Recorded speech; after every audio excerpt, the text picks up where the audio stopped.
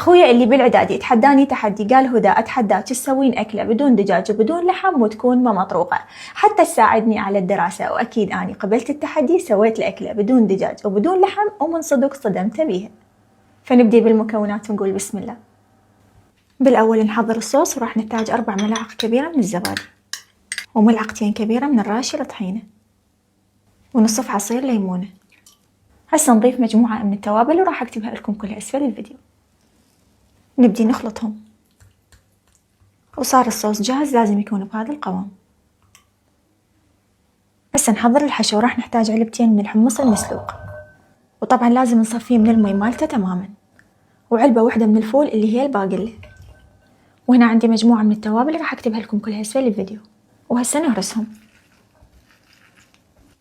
هسه نضيف نص عصير ليمونة، ونضيف 3 ملاعق من زيت الزيتون.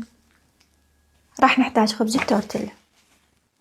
ندهن الخبز بالصوص اللي جهزناه ببداية الفيديو. هسه نضيف الحشو، نضيف الجبن الموزاريلا، نلفها رول ونكمل كل الكمية بنفس الخطوات.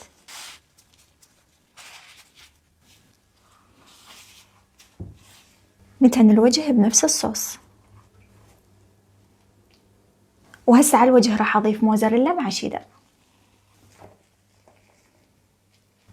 نرش على الوجه رشة بسيطة من السماق ورشة بسيطة من الأوريغانو. ندخلها فرن حامي مسبقا بس يذوب الجبن وياخذ لون.